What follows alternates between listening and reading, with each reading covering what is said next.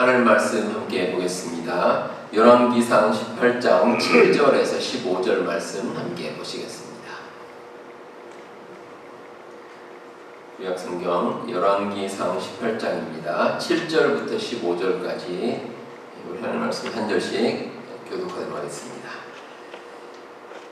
오바댜가 길에 있을 때에 엘리야가 그를 만난지라. 그가 알아보고 엎드려 말하되 내 주 엘리야여 당신이니까. 그가 그에게 대답하되 그러나 가서 내 주에게 말하기를 엘리야가 여기 있다 하라. 이르되 내가 무슨 죄를 범하였기에 당신이 당신의 종을 아합의 손에 넘겨 죽이게 하려 하시나이까. 당신의 하나님 여호와께서 살아계심을 두고 맹세하노니 내 주께서 사람을 보내어 당신을 찾지 아니한 족속이나 나라가 없었는데 그들이 말하기를 엘리야가 없다 하면 그 나라와 그 족속으로 당신을 보지 못하다는 맹세를 하게 하였구나. 이제 당신의 말씀이 가서 내 주에게 말하기를 엘리야가 여기 있다 하라 하시나.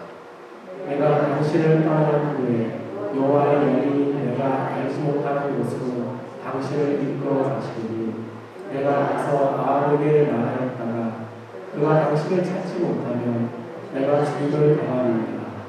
당신의 종은 어려서부터 여호와를 경외하는 자입니다. 이세벨이 여호와의 선지자들을 죽일 때에 내가 여호와의 선지자 중에 100명을 50명씩 굴에 숨기고 떡과 물로 먹인 일이 내 주에게 들리지 아니하였나이까.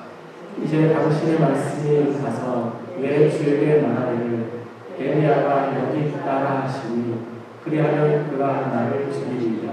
15절 함께 보겠습니다.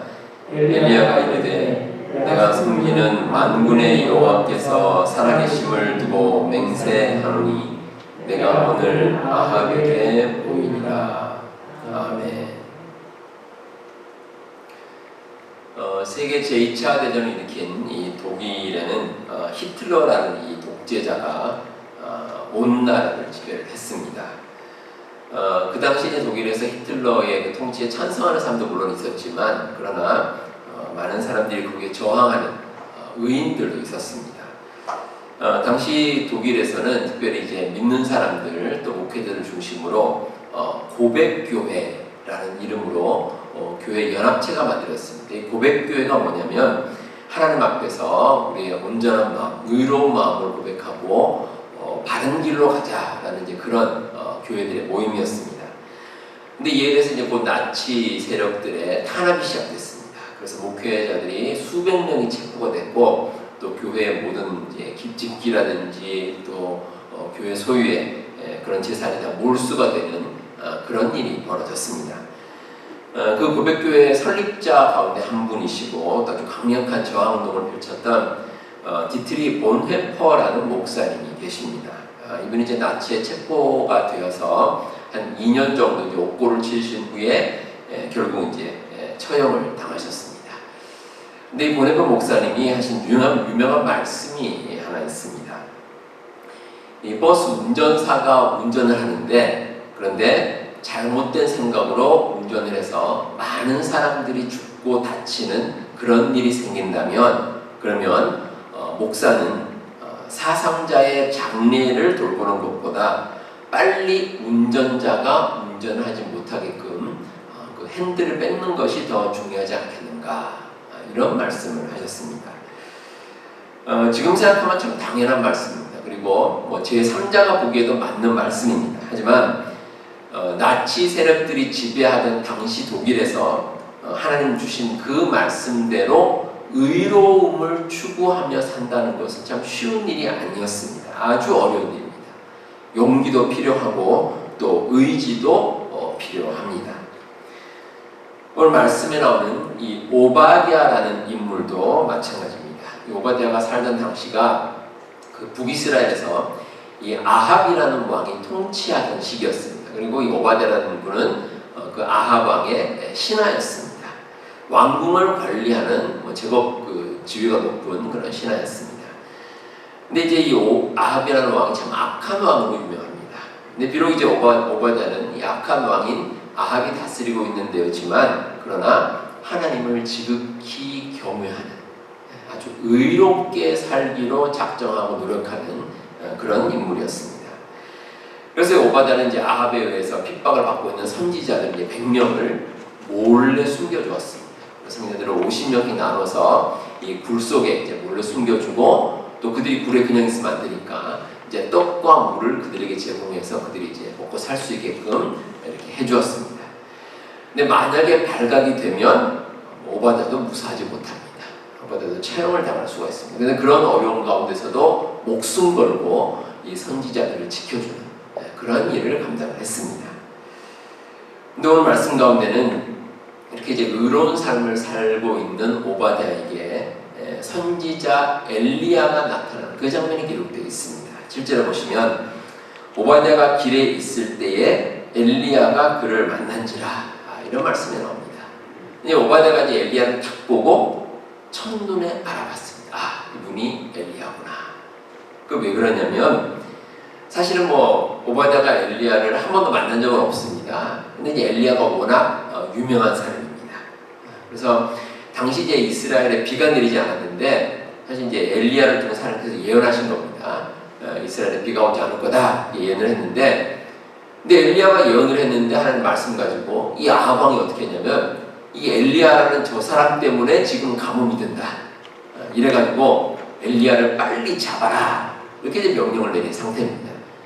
그러니까 뭐 전 그 나라 사람들이 다 알고 있고, 뭐 당연히 아합 왕의 신하인 오바댜도 엘리야의 존재에 대해서 알고 있습니다. 더욱이 엘리야는 성경을 보면 모습이 아주 특별합니다. 열왕기하 1장 8절에 엘리야의 모습이 이렇게 기록됩니다. 그는 털이 많은 사람인데 허리에 가죽띠를 띠었다.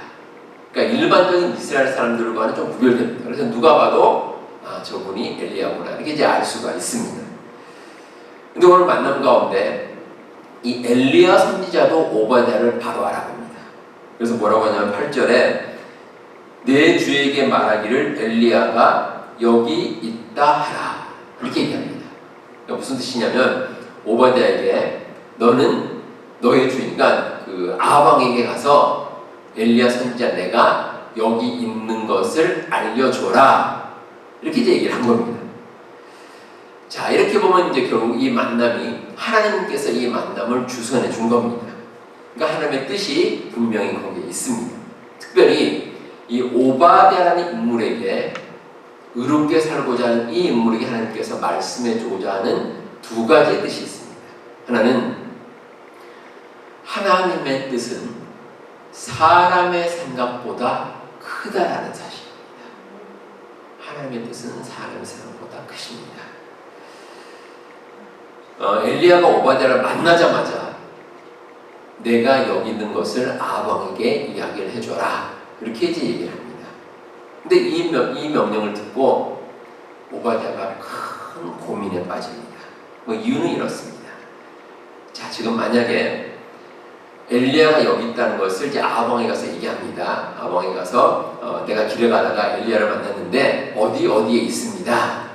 자, 그럼 아합 왕이 어떻게 하겠습니까? 당장 군사들을 동원해서 엘리야를 잡으려고 올 겁니다. 그런데 하나님께서 가만히 계시겠냐는 겁니다. 오늘 말씀에 나오듯이 하나님께서 내가 모르는 어딘가로 또 엘리야를 피신시키실 텐데, 그럼 어떻게 되겠습니까? 당연히 군사를 파견해서 이 엘리야를 잡으러 간 아합 왕이 안 그래도 지금 화가 나 있는데 그 오바댜를 가만두겠습니까? 왕을 기만했다고 생각하고 아마 오바댜를 가만히 두지 않을 것이다, 이렇게 이제 오바댜가 생각을 하는 겁니다. 자, 이런 내용에 대해서 오바댜가 이제 엘리야 선지자에게 얘기를 합니다. 이러한 일이 있으니 내가 당신의 말을 듣고 왕에게 나가면 나는 아마 죽은 목숨이 될 겁니다, 이렇게 얘기합니다. 여러분, 여기까지가 오바댜의 인간적인 생각입니다. 근데 하나님의 뜻은 다른 곳에 있습니다. 하나님께서는 때로 우리가 이해할 수 없는 말씀을 주시고 또 이해할 수 없는 명령을 내리실 때가 있습니다. 그런데 거기에는 한 가지 전제가 붙습니다. 인간적으로라는 말입니다. 인간적으로. 우리가 인간적으로 이해할 수 없는. 우리가 세상 살면서 사람이 가진 지식과 경험에 비춰봤을 때 왜 하나님께서 이런 말씀을 주실까? 인간적으로 이해할 수 없는 경우가 있습니다. 아브라함은 하나님께서 100세에 이삭을 낳게 하셨는데 그 이삭을 하나님께서 제물로 바치라고 합니다. 이거 뭐 도저히 인간적으로 이해가 되지 않습니다. 아니 차라리 아들을 주시지나 말 것이지 그렇게 멀쩡하게 아들을 주셔놓고 왜 하나님께 바치라고 합니까? 인간적으로 생각하면 이해가 되지 않습니다. 요나 선지자도 마찬가지예요. 요나가 하나님께 명령을 받습니다. 니느웨로 가서 그 땅 백성에게 회개를 선포하라. 근데 이 요나가 이해가 되지 않습니다. 이 니느웨라는 곳이 이제 아수르라는 나라, 그 나라의 수도인데 이 아수르가 고대 근동지방에서 아주 악한 나라로 유명합니다. 근데 그런 나라는 차라리 멸망을 당하는 게 낫지 그 나라 가서 무슨 제가 회개를 선포합니까? 이건 말이 되지 않습니다. 라고 누구나 인간적으로 생각할 수 있습니다. 근데 이런 이해가 힘든 일에 대해서 그 하나님의 명령에 대해서 그 반응은 서로 달랐습니다. 아브라함은 하나님의 말씀 그대로 듣고 순종을 했습니다. 그러나 요나는 하나님의 말씀을 거역해서 니느웨와 반대 방향으로 가버렸습니다. 결국 어떻게 되겠습니까? 아브라함은 하나님의 크신 축복을 체험했고 그리고 요나는 하나님의 섭리에 따라서 아주 힘든 과정을 거치고 결국에는 하나님의 말씀대로 니느웨로 가서 회개를 선포를 했습니다. 하나님의 뜻은 인간의 생각을 초월합니다. 인간은 나름대로 가진 생각이 있지만 그러나 그 생각과 판단이 불완전할 때가 많습니다. 한계를 가진 인간에 의해 나오는 것이기 때문입니다. 인간은 역사적으로도 많은 문명을 만들어냈습니다. 그리고 다양한 분야에서 괄목할 만한 성과를 거두기도 했습니다. 인간적으로 생각하면 대단한 성과들입니다. 하지만 그 모든 것이 하나님의 전능하심에 비하면 아무것도 아닙니다. 우리 각자의 삶도 마찬가지입니다. 우리 삶 가운데 일어나는 모든 일들에는 하나님의 인도하심이 있습니다. 그리고 그 하나님의 인도하심은 때로 우리의 인간의 생각이나 계산을 초월합니다. 그래서 우리 인간의 생각과 하나님의 뜻이 같지 않을 때 우리가 먼저 생각하고 따라야 할 것은 하나님의 뜻입니다. 그 뜻을 따라야 합니다. 그래야 우리는 하나님께서 원하시는 길로 갈 수 있습니다.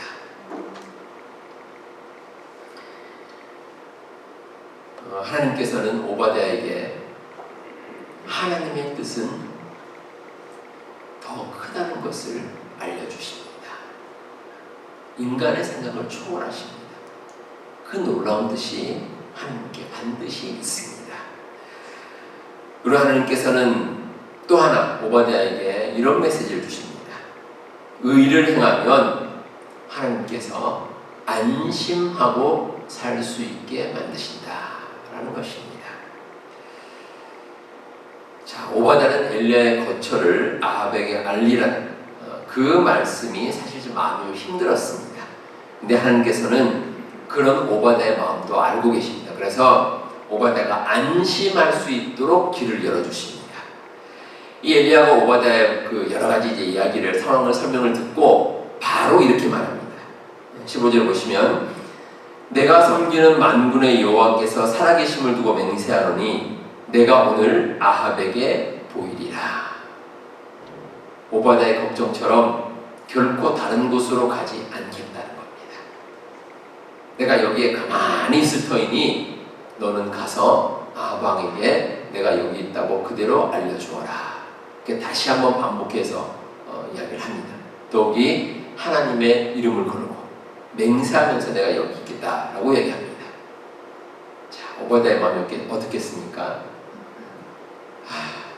이제 됐구나. 안심이 되는 겁니다. 하나님께서 나를 버리지는 않으시는구나. 그러니까 하나님께서 안심을 주는 겁니다. 시편 37편 5절과 6절에 이런 말씀이 있습니다. 내 길을 여호와께 맡기라. 그를 의지하면 그가 이루시고 내 의를 빛같이 나타내시며 내 공의를 정오의 빛같이 하시리로다. 우리가 하나님께 우리의 길을 맡기면 하나님께서 나머지 모든 것을 이루어 주십니다. 그리고 우리를 의롭게 하시고 우리의 그 의가 빛과 같이 빛나게 만들어 주십니다. 그러면 우리의 걱정은 사라집니다.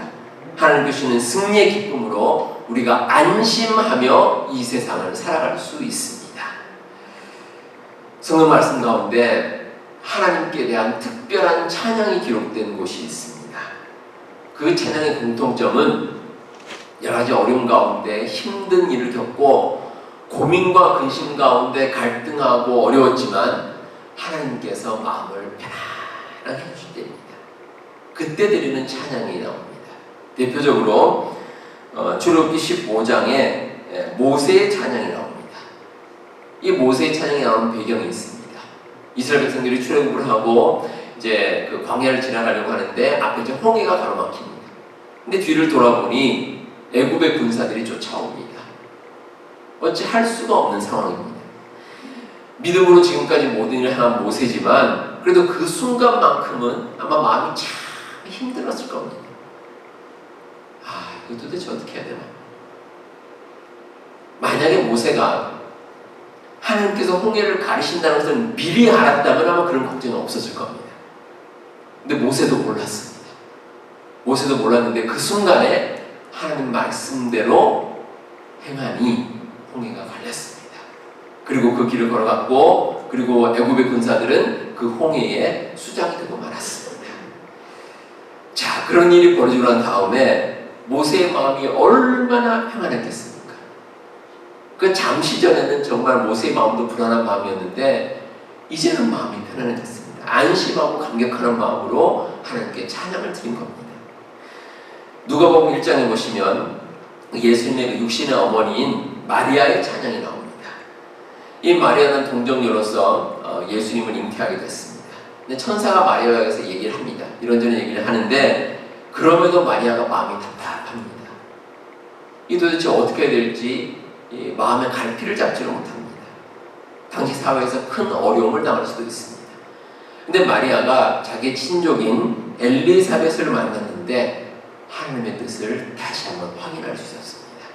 그리고 나서 하나님께서 주시는 마음의 평안이 생겼습니다.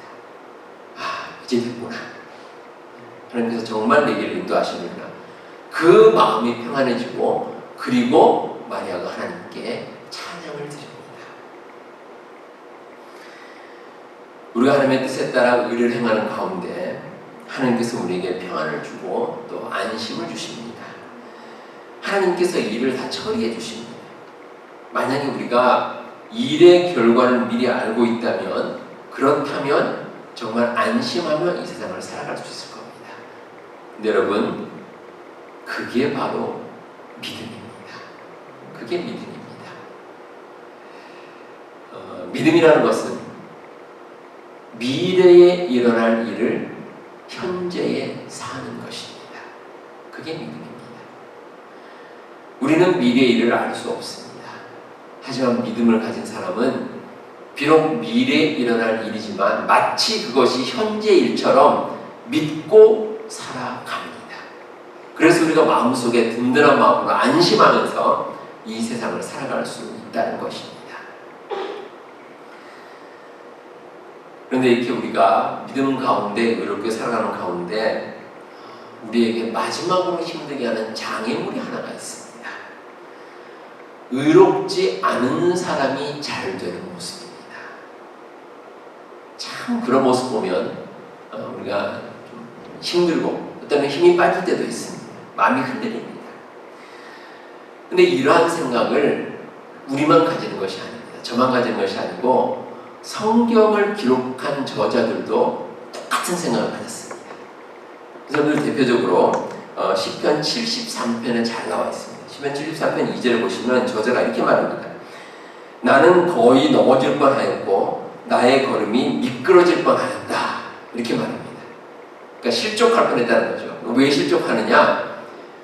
의롭지 않은 사람들, 악인들이 잘 되는 모습을 보니 내가 시험 들 뻔하고 실족할 뻔했다, 이렇게 이야기를 합니다. 근데 이 악인들이, 의롭지 않은 사람들이 잘 되는 것도 그냥 잘 되는 게 아닙니다. 시편 73편 12절에 보시면 이들은 악인이라도 항상 평안하고 재물은 더욱 불어나는도다, 이렇게 얘기를 하고, 또 심지어 4절 5절을 보시면 그들은 죽을 때에도 고통이 없고 그 힘이 강건하며 사람들이 당하는 고난이 그들에게 없고 사람들이 당하는 재앙도 그들에게 없나니, 이렇게 나옵니다. 세상에 어떻게 이런 일이 있을 수 있습니까? 악한 일을 저지르는 사람이라면 반드시 속히 심판을 받아야 되는데, 근데 세상을 눈을 돌려보니 오히려 평안하기도 하고 재물도 풍성하고 심지어 죽을 때도 평안하게 눈을 감고 세상을 떠납니다. 적어도 악인이라면 힘들게 살다가 죽어야 되지 않겠습니까? 근데 세상을 보니 그렇지 않다는 겁니다. 그러니까 시편 저자가 이 시편을 기록하면서 그런 모습을 보니 내 마음이 답답하고 실족할 뻔했다, 이렇게 기록을 하는 겁니다.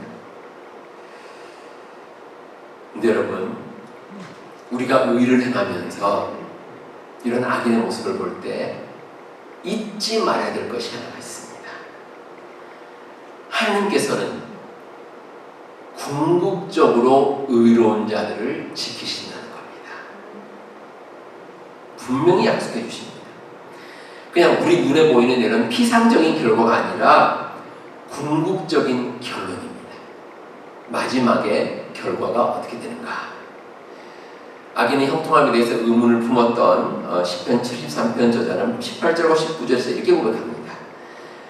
주께서 참으로 그들을 미끄러운 곳에 두시며 파멸에 던지시니 그들이 어찌하여 그리 갑자기 황폐되었는가? 놀랄 정도로 그들은 전멸하였도다.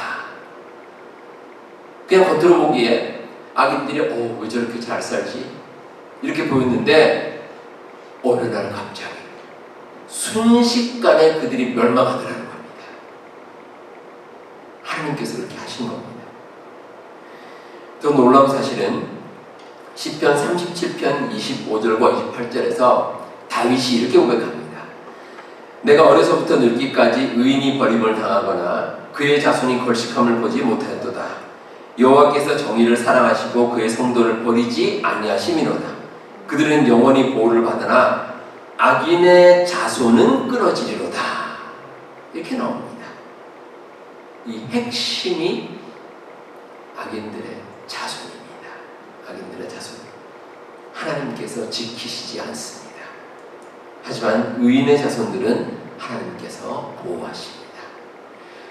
하나님께서 이 땅에 우리가 사는 가운데 악인들이, 아주 나쁜 짓을 하는 사람들이 잘 되는 것처럼 우리가 보일 때가 있습니다. 그 실제로 세상적으로 볼 때 잘 먹고 잘 살 수도 있습니다. 그런데 그들이 망하는 것은 순식간입니다. 그리고 더 중요한 핵심은 그들의 자손들이 똑같이 멸망을 당합니다. 하나님께서 그렇게 하신다는 겁니다. 그래서 우리 의인들은 그런 모습에 대해서 실족하지 않고 하나님의 말씀 가운데 의로운 모습으로 이 세상을 담대하게 살아갈 수가 있습니다. 우리 성도 여러분, 이 오바댜는 힘든 상황에서도 의로운 삶을 살았습니다. 그렇게 의로운 삶을 사는 가운데 하나님께서는 이 오바댜의 삶을 지켜주셨고 또 그의 마음 가운데 기쁨과 평안을 주셨습니다. 우리 여러분의 의로운 삶 가운데도 하나님께서 함께 하실 줄 믿습니다. 우리 하나님께서는 우리가 이 세상을 어렵게 살아가면 반드시 그 삶을 지켜주시고 그 삶을 통해서 놀라운 뜻을 이루어 줄 줄 믿습니다. 여러분들 그 믿음 가지시고 날마다 하나님 앞에서 의로운 삶을 살아가시는 우리 모든 성도님들 다 되시길 바랍니다. 기도하겠습니다. 하나님 아버지 감사합니다. 우리가 이 세상 살아갈 때 무엇보다 하나님의 말씀에 의지하여 의롭게 이 세상 살아가는 저희들의 삶이 되게 하여 주시옵소서. 하나님께서는 의로운 삶을 살아가는 저희들에게 축복을 약속해 주시고 선한 길을 약속해 주셨습니다. 제가 그 믿음 따라 살게 하시고 하나님께 온전히 맡기고 모든 것을 행하는 저들의 모든 삶이 되게 하여 주시옵소서. 이 시간에 엎드려 기도하는 우리 교우들 하나님께서 그 기도 들어주시고 응답하여 주시옵소서. 간절한 마음의 소원을 이루어주시고 저들의 모든 삶 가운데 형통함을 허락해 주셔서 날마다 하나님만 바라보고 살아가는데 부족함이 없는 우리 모든 교우들 다 되게 하여 주시옵소서.